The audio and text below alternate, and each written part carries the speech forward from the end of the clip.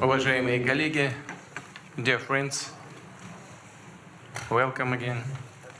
Позвольте мне Please allow me to once again cordially welcome you.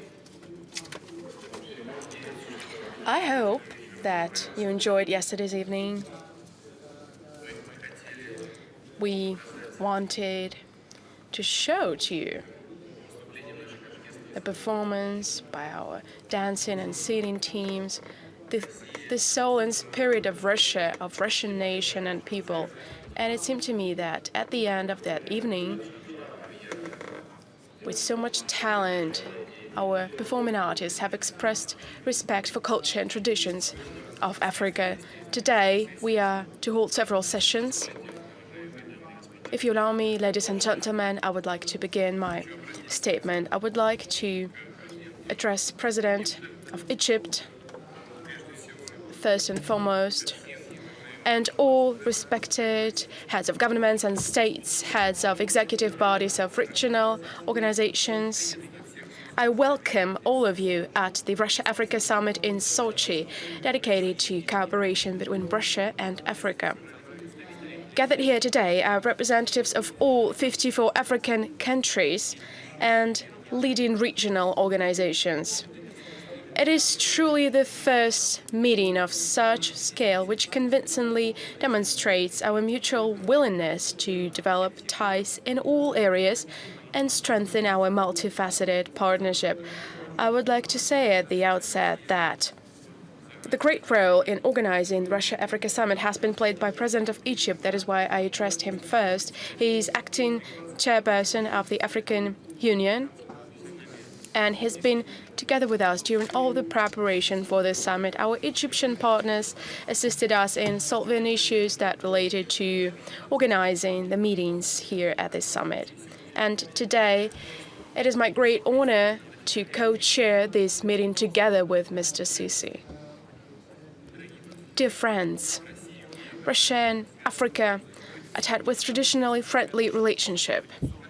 Our country has been consistently supporting the national liberation movement of the peoples of Africa. It has contributed significantly into the emerging of young states, developing their economy, establishing combat-capable armed forces. Our cooperation, which goes back to the period of joint fight against colonialism, is of strategic and long-term nature. And of course, we have vast possibilities for galvanizing Russian-African cooperation in various spheres. I would underscore developing relations with African countries and African regional organizations is one of Russian foreign policy's priorities.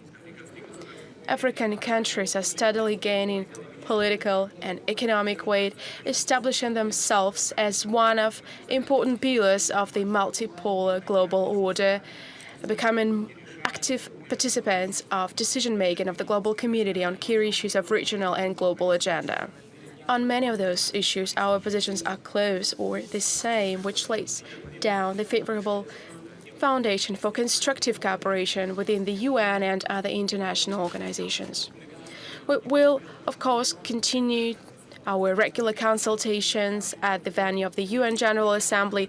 We will consolidate ties between the missions of our countries at the UN and carry out coordination with non-permanent members of the Security Council from Africa.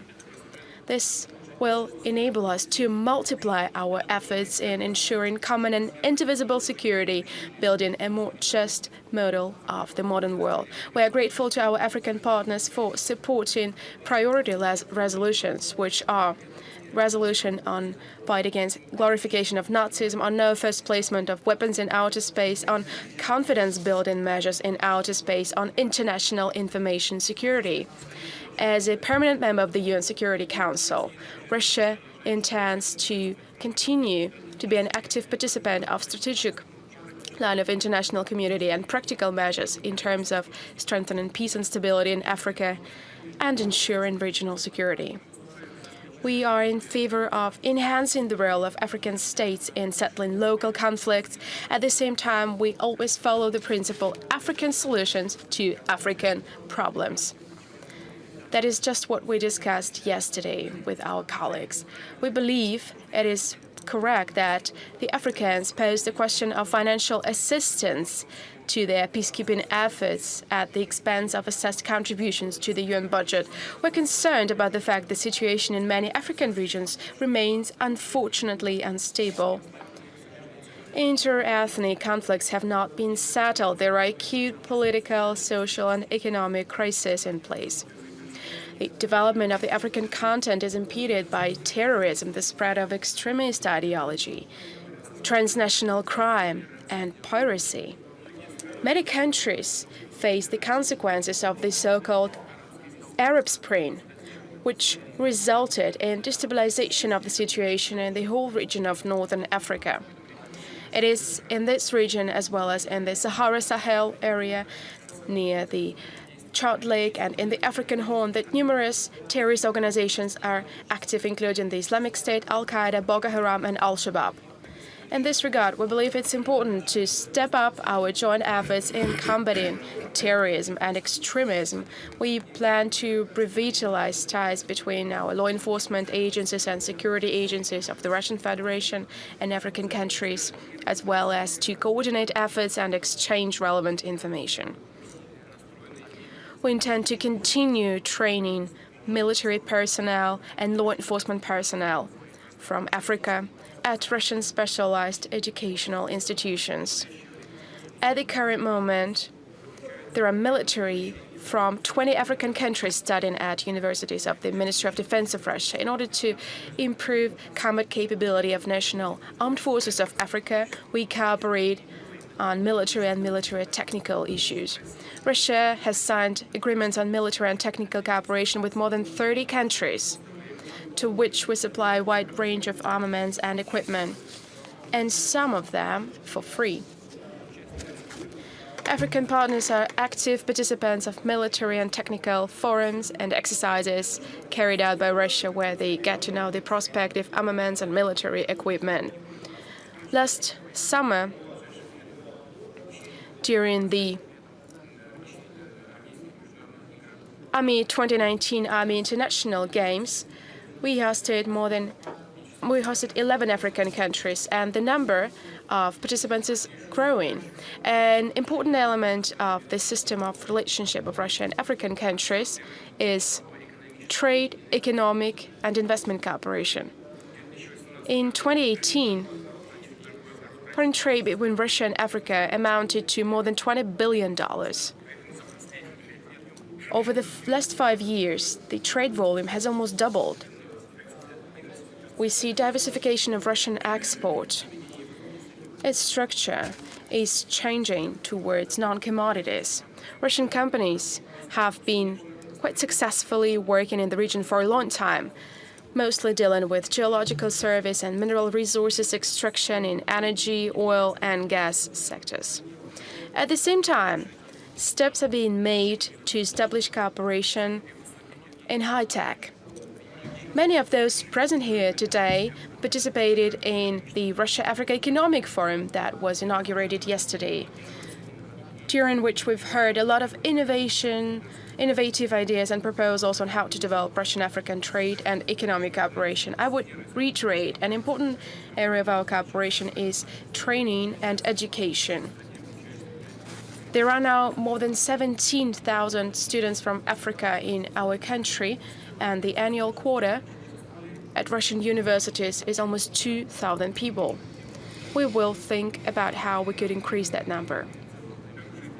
There are good prospects for our cooperation in medicine and healthcare. We have the R&D Institute of Epidemiology and Prevention of Dangerous Contagious Diseases in the Republic of Guinea. We believe we could also think about establishing another center of such type in Africa. One more center. We also believe it useful to supplement our cooperation on the bilateral basis by broadening ties with the leading African organizations. Yesterday, at the meeting with the heads of regional associations of Africa and chairman of the board of the Eurasian Economic Commission, we discussed prospect of mutually beneficial cooperation among integration structures of Africa and the Eurasian Economic Union. Today, we are going to sign memorandum on mutual understanding between the Eurasian Economic Commission and the African Union Commission. Dear colleagues, we are all interested in making sure that Russian-African cooperation becomes truly systemic and comprehensive. We have already discussed before the idea of establishing Russia-Africa Partnership Forum, within the framework of which, as we discussed yesterday with some of the colleagues during the dinner, we could hold, for example, 1 in 3 years, meetings at the level of heads of states. I believe this is a good idea, and we, of course, support it. And in the intersessional period, we could provide for annual political consultations among ministers of foreign affairs of our countries. I think you will all support this proposal, and it is in this format that we will continue to develop the relationship between Russia and Africa. Dear colleagues, ladies and gentlemen, I thank you, and it is now my pleasure to turn the floor over to President of Egypt, the current chairperson of the African Union and co-chair of our summit, Mr. Sisi.